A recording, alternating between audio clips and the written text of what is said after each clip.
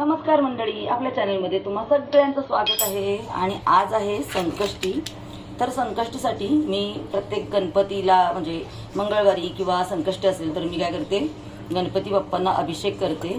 तर हे अकडी दूध आहे, अकडी दूध म्हणजे न तापवलेलं दूध आहे। तर मी हे घेतलेलं आहे। त्याचबरोबर बघा ह्याच्यामध्ये मी दही घातलेलं आहे। त्याचबरोबर आपल्याला घालायचे आहे खडी साखर, पंचामृत मी अभिषेक करणार आहे। त्याचबरोबर आपल्याला घालायचं आहे मध,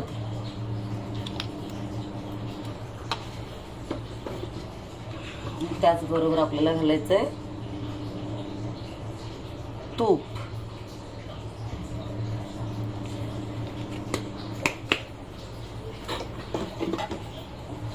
दूध, दही, तूप, खडी साखर आणि मध असं हे पंचामृत आहे। पंचामृत याचा मी अभिषेक करणार आहे। आणि त्याचबरोबर इकडे बघा मी हे कुंकू घेतलेलं आहे, याने सुद्धा अभिषेक करणार आहे। आणि हे हळद घेतलेली आहे, ह्याने सुद्धा अभिषेक करणार आहे। चला तर मग आता आपण काय करूया, गणपती बाप्पांना अभिषेक घालूया। तर इकडे मी काय केलेलं आहे, एक परात घेतलेली आहे आणि त्याच्यावरती हे आसन ठेवलेलं आहे।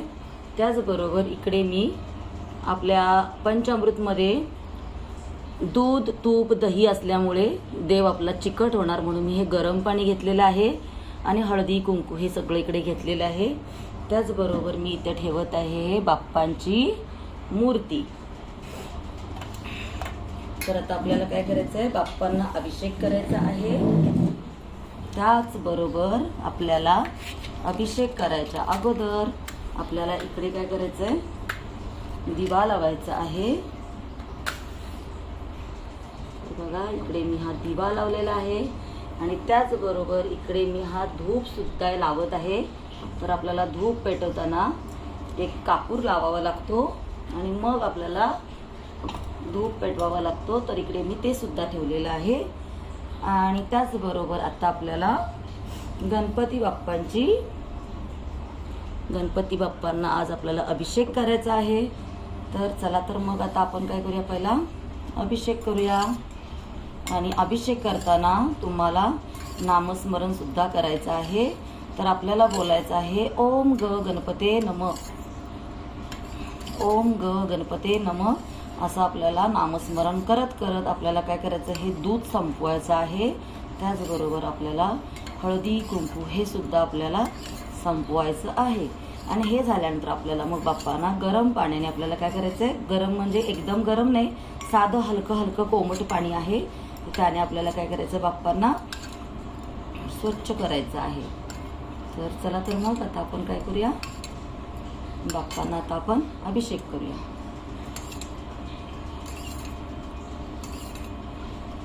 हे चांगलं पंचामृत जे आहे माझं, हे चांगलं हलवून झालेलं आहे। आपल्याला लाईफमध्ये आपण जन्माला आलोय तर आपल्याला बाप्पांची आपल्याला सेवा सुद्धा करायला पाहिजे। तर त्याचबरोबर आपण फक्त काय जेवण झालं, आपली कामं झाली म्हणजे झालं नाही, आपल्याला देवासाठी सुद्धा काहीतरी थोडासा वेळ दिला पाहिजे।